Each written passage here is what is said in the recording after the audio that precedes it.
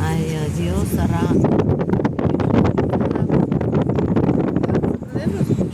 Sarapita. Adiós, bonita. Да.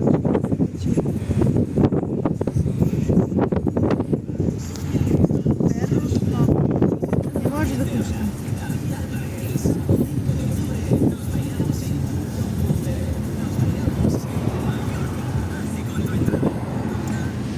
Много хубаво си беше. Снимайте, да, красота. Особено сега с вълничките така. Искаш и ти снимай. И толкова да снимам. Как, ето тук, например, около тези скамички, как вълничките шляпка.